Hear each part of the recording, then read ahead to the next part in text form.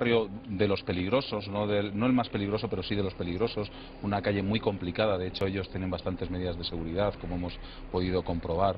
Entonces, el grabar allí, el estar con ellos, el ver cómo era aquella casa que tanto me habías descrito tú y que tantas veces habíamos hablado de ello, la verdad es que nos llenó de sensaciones, ¿no?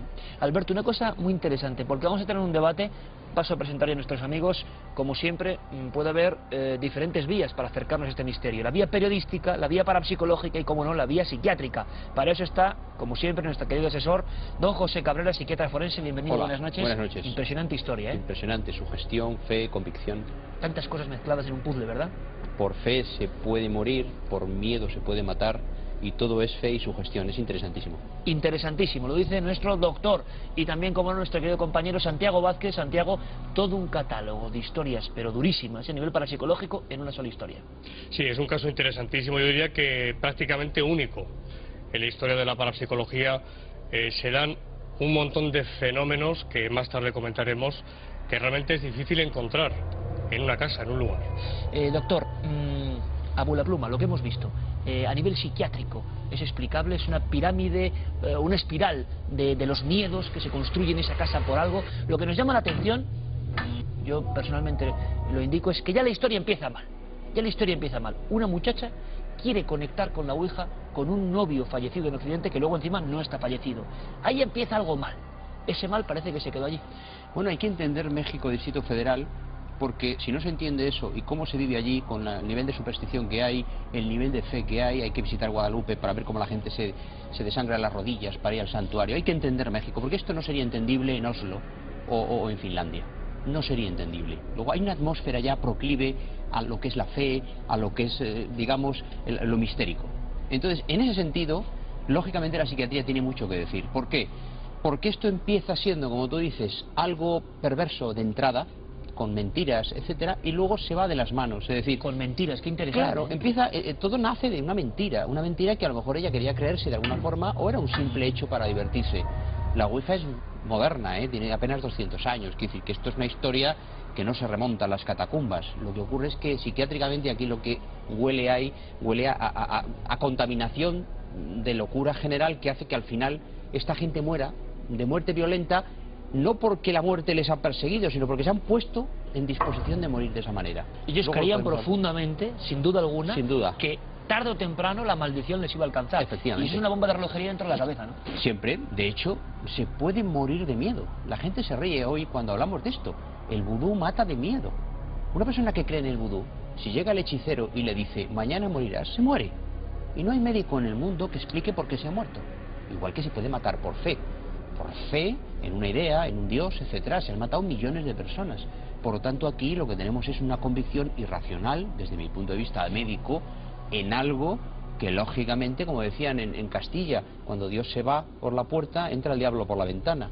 El ser humano necesita creer en algo más allá de su piel, y al final, cuando Dios desaparece de la escena como un elemento, digamos, constructor de la sociedad, pues aparecen los misterios, el miedo, los brujos, el mal, la sombra. Qué interesante lo que dice el doctor Cabrera, porque yo no había reparado en eso. Toda la historia empieza con una mentira. Y por eso quizá sobrevive, pervive en ella, respira en ella una especie de sensación de malignidad. Yo sé también que nuestro compañero Santiago Vázquez, que ha estudiado honestamente muchísimos casos, se ha quedado un poco impresionado. Lo sé porque le conozco. ¿Cuántas veces la Ouija desencadena cosas? Pero claro, ¿tú conoces algún caso en el que una muchacha quiera ponerse en contacto con un novio muerto? Eso, y que luego encima sea mentira. Esto quizá hace que el inicio, el final, todo sea distinto, ¿no? Claro, es que, y que lo sabes perfectamente, en la Ouija se da con mucha frecuencia la suplantación de identidad. Estoy hablando desde un punto de vista parapsicológico, en este caso espírita. Es decir, efectivamente, la historia ya empieza mal, pero apoyando esa hipótesis espírita, ¿por qué no pensar que una entidad se hizo pasar por el novio de esta chica?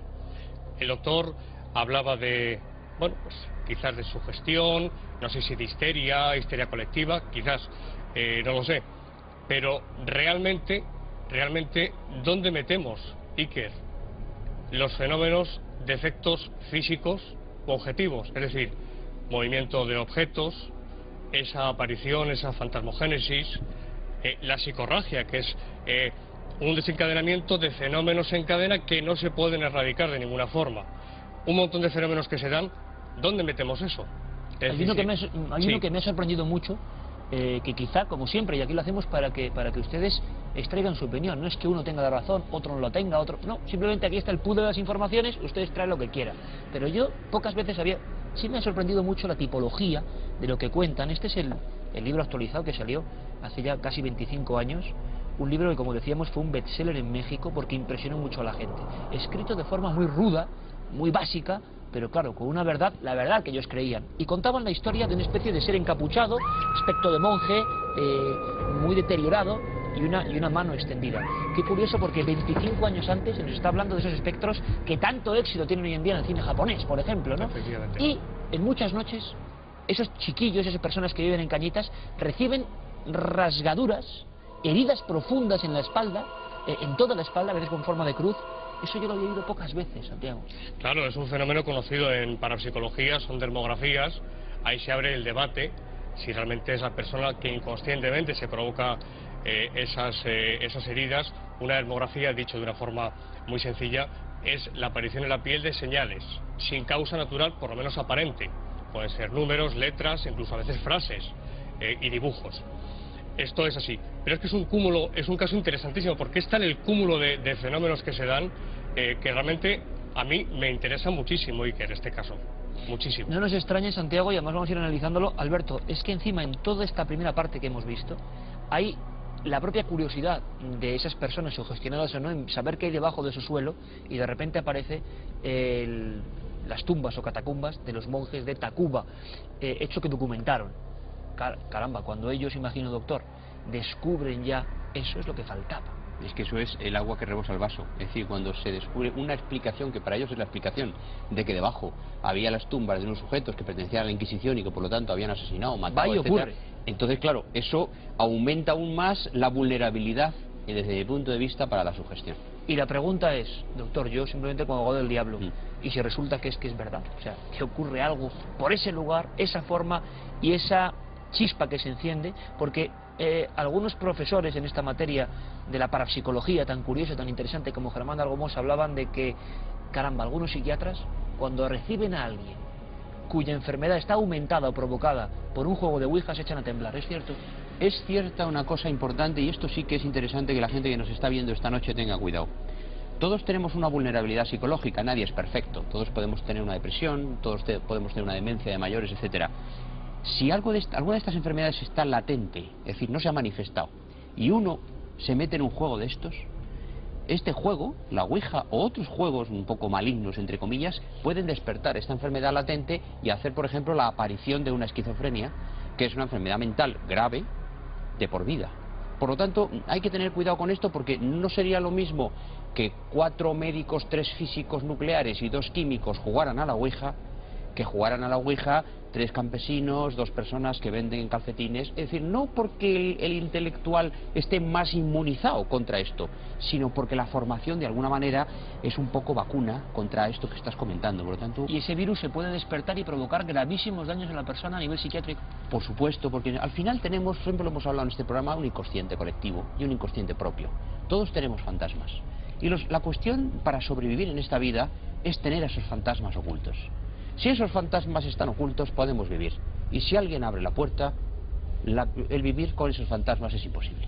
La puerta de Cañitas se abrió, Alberto, y se ocurrieron muchas más cosas. Hemos hablado muy por encima de que ellos, asustados, esa familia, llegan a llamar a un sacerdote, el padre Tomás, si no me equivoco, exorcista, que llega a exorcizar la casa, y ya es cuando lo que sea empieza a desmoronarse por completo. Sí, empiezan a estallar los cristales. De esta historia a mí me llama mucho la atención que hay muchas personas implicadas, ¿no?